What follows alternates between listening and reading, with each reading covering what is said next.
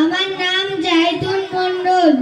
আমরা এক মক্তবের নাম মাদ্রাসা সাউতুল কোরআন দিনিয়াত মোনাজ্জাম মক্তব। আমরা একটি মুকাল্লামা প্রবেশ করছি, যেটির নাম মায়াত বাড়ির বিধি নিষেধ।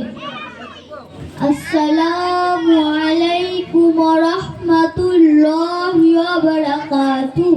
ওয়া আলাইকুম আসসালাম ওয়া রাহমাতুল্লাহি ওয়া বারাকাতুহু। বোন জাইতুন, আজ সকালে জরুরি এক দরকারে তোমার কাছে এসেছিলাম, কিন্তু তোমাকে না পেয়ে ফিরে গিয়েছিলাম। তুমি কি কোনো প্রয়োজনে কোথাও গিয়েছিলে? হ্যাঁ বোন, আজ সকালে আমি এবং আমার অনেক প্রতিবেশী মহিলা মিলে অমুক গ্রামে এক ব্যক্তি মারা গেছে, সেখানে গিয়েছিলাম। ইন্না লিল্লাহি ওয়া ইন্না ইলাইহি রাজিউন। আল্লাহ তাকে ক্ষমা করুন এবং জান্নাতুল ফেরদৌস নসিব করুন। হ্যাঁ বোন, তো মৃত ব্যক্তি কি তোমার আত্মীয় সূত্রে কেউ ছিলেন? আমার চাচাতো ভাইয়ের নানি শ্বশুরের ভাইবোর ছেলের খালুর দুলা ভাই। সেই সূত্রে আমার কে হয় আমি ঠিক বলতে পারবো না বোন। কি বলছো বোন? সে তো তোমার দূরাত্মীয় হয়ে যাচ্ছে। তাছাড়া মাহরম ব্যক্তিও নয়, সেখানে গিয়ে তোমার কি লাভ তা তো বুঝলাম না। আজব তো, 8 মাস ক্যান্সারে ভোগের পর একটা মানুষ মারা গেছে, সে তো চিরদিনের জন্য চলে যাবে কবরে। তার মরা মুখটা দেখবো না, তা কি কখনো হয়?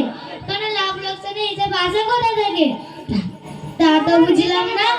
আফসোস, সত্যিই আমরা অনেকেই কিছু বুঝি না এবং বোঝার চেষ্টাও করি না। আচ্ছা তুমি বলো তো বোন, এই যে 8 মাস মানুষটা অসুস্থ হয়ে পড়েছিল, তখন কি তুমি তাকে দেখতে গিয়েছিলে? তা বোন, দেখতে যাব ভাবছিলাম, কিন্তু সংসারের কাজের চাপে গরু ছাগল হাঁস মুরগি এসবের দেখাশোনার কারণে যাওয়া হয়ে ওঠেনি। আজ তোমার সংসার যে সামলাচ্ছে, সেদিনও সেই সামলাতো। পার্থক্য শুধু এটাই হতো, তুমি যদি ওই অসুস্থ ব্যক্তিটাকে দেখতে যেতে, তাহলে রোগীর শরীরে তুমি আল্লাহ পাককে খুঁজে পেতে, আল্লাহর প্রিয় পাত্রী হতে। কিন্তু তুমি গায়ের মাহরম মাহিয়াতকে দেখতে গিয়ে কোন সওয়াবের অংশীদার হতেই পারলে না, উল্টে নিজের ক্ষতি করে এসেছো। ও মা গো, এখানে ক্ষতির কাজ কি করলাম আমি? বোন, আমাদের ইসলাম ধর্মে মাহরম ব্যক্তি মারা গেলে যেমন মৃত নারীর লাশ পুরুষদের দেখা না যায়, তেমন মৃত পুরুষের লাশ নারীদের দেখা না যায়। বোন, তুমি এমন এক ব্যক্তিকে দেখতে গিয়েছো যেখানে তোমার পর্দা করা হুকুম ছিল, তাই তুমি এমন নাজায়েজ কাজে শরীক হয়েছো এবং নিজের আখিরাত নষ্ট করেছো। আর বোন, অত শত বুঝি না, জানি না, আর জানতে চাইও না। একেবারে ক্লান্ত হয়ে পড়েছি। সারাদিন জোরে জোরে কান্না করে গলাটা এমনিতেই আছে, তার উপর তোমার এই জায়েজ না জায়েজের ফতোয়া শুনতে শুনতে এবার কান দুটোও যাবে। আর পাচ্ছি না বোন। নাউজুবিল্লাহ, তাই নাকি? তুমি আবার জোরে জোরে কান্নাও করেছো? এখানে নাকাদার কি আছে? সবাই যখন কাঁদছিল, আমি কি চুপ করে বসে থাকবো? আমি আমার নানির মারা যাওয়ার কথাটা মাথায় ঢুকিয়ে সবার সুরে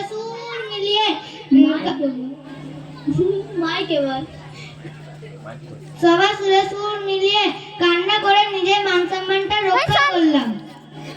হায় হায় বোন, তোমার কথা শুনে আমার হাসিও পাচ্ছে, কান্নাও আসছে। মৃত ব্যক্তির কাছে বসে জোরে জোরে কান্না করা কত বড় গুনাহ, ও বিলাপ করা যদি জানতে, তাহলে বিলাপ করা চিরতরে ভুলে যেতে।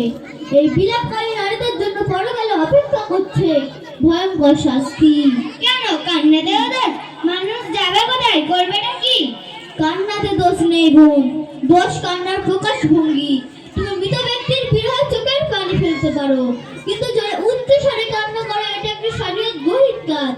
এতে মৃত্যুর জন্য আল্লাহ তাআলাকে দোষারোপ করা হয় এবং আল্লাহ তাআলার ফয়সালার উপর অতৃপ্তি প্রকাশ করা হয়। তাই নাকি? কিন্তু বোন, যদি মৃত ব্যক্তির বিরহে আমাদের বুক ফেটে জোরে কান্না আসে, তখন কি করব? বোন, এটা তো ঠিক, আল্লাহ তাআলা আমাদের সকলকে সৃষ্টি করেছেন এবং আমাদের সবার কাছে একটি বিশেষ সময় নির্ধারণ করে দিয়েছেন। সময় ফুরলে আল্লাহর ডাকে সাড়া দিতে হবে, এটাই বাস্তবতা। তাই আমাদের সকলকে সবর করতে হবে। সবরকারীদের সঙ্গে সবসময় আল্লাহ পাক থাকে। আমরা যদি ধৈর্য হারি, উচ্চ স্বরে কান্না করি, শরীয়তের সীমা লঙ্ঘন করি, তাহলে আমাদের জন্য পরকালে অপেক্ষা করছে ভয়ঙ্কর আযাব। বোন, আমার আযাবের কথা শুনে খুবই ভয় পাচ্ছে। আমাকে আরো কিছু শিখিয়ে দাও যেন আমি আযাব থেকে রক্ষা পেতে পারি। কিন্তু বোন, তুমি তো একটু আগেই বললে যে তুমি অনেক ক্লান্ত। বলেছিলাম, কিন্তু এখন তোমার কথাগুলো শুনতে আমার খুবই ভালো লাগছে। তাছাড়াও আজ রাত্রে রান্না বান্নার কোনো ঝামেলা নেই। জানো তো বোন, আজ মরা বাড়িতে যে গরুটা জবাই হয়েছিল না, সে গরুটা দেখার মতো ছিল। আর মাংসটাও রান্না হয়েছিল খাসা, পেট পুড়ে খেয়েছি। আবার বাড়ির টিফিনেও নিয়ে এসেছি। তাই নিশ্চিন্তে তোমার কথাগুলো শুনতে আমার মন চাইছে। কি বললে বোন? মৃত বাড়ির খানা? আস্তাগফিরুল্লাহ, আস্তাগফিরুল্লাহ। তুমি কি জানো না, পাড়ার প্রতিবেশী, নিকটাত্মীয়, দূরাত্মীয় সবার জন্য মৃত বাড়ির খানা খাওয়া একদম অনুচিত। এতে অন্তর কঠোর হয়, অন্তরে দুষ্টু প্রভাব পড়ে। তাছাড়া আমরা তো আনন্দ উৎসবেই গরু জবাই করি, সেখানে কোনো আনন্দ নেই। সকাল মামাহত, সেখানে কোন আনন্দে এত বড় গরু জবাই করা হয়েছে? এটা আশ্চর্যের বিষয় না? সত্যি তো, এসব তো আগে কখনো ভেবে দেখিনি। এটা ঠিক যে আমরা ঈদ, বিয়ে, আকিকা ইত্যাদি আনন্দ গরু জবাই করি, কিন্তু সব বাড়িতে এসব কাজ ঠিক বলে তো মনে হয় না। বোন, আমাদের জানতে হবে এবং সমাজকে জানাতে হবে। আমাদের ভাবতে হবে এবং সমাজকে ভাবাতে হবে। আমাদের উচিত সবার সাথে সুর মিলিয়ে উচ্চস্বরে কান্না না করা আর মৃত ব্যক্তির পরিবারকে সান্ত্বনা দেওয়া। আমাদের উচিত মহিলা মৃত বাড়িতে বেশি ভিড় না জমিয়ে পুরুষের জানাজার মাঠে ভিড় জমানোর। আমাদের উচিত মৃত বাড়িতে যাওয়ার আগ্রহ কমিয়ে দেওয়া আর মৃত ব্যক্তির জন্য কোরআন, কালিমা, দরুদ শরীফ, নফল নামাজ রোজা করা এবং সৎকার দান থেকে সচেতন হওয়া। আমাদের উচিত আমরা গরু কেনার পরিবর্তে ওই টাকা মসজিদ, মাদ্রাসা এবং গরিব মিসকিনদের দান করে দেওয়া, যাতে মৃত ব্যক্তি কবরে শান্তি পায়। বোন, তোমাকে কি বলে যে ধন্যবাদ জানাবো? আজ আমি অনেক কিছু জানলাম। আমি আগামীতে ইনশাআল্লাহ এই কাজে ফিরে থাকবো এবং আমার অনেক প্রতিবেশী মহিলাদেরকেও জানিয়ে দেব শরীয়তের বিধান। আল্লাহ আমাদের সকলকে তার এবং তার রাসূলের বিধিনিষেধ পালন করার তৌফিক দান করুন। আমিন। আসসালামু আলাইকুম ওয়া রাহমাতুল্লাহ।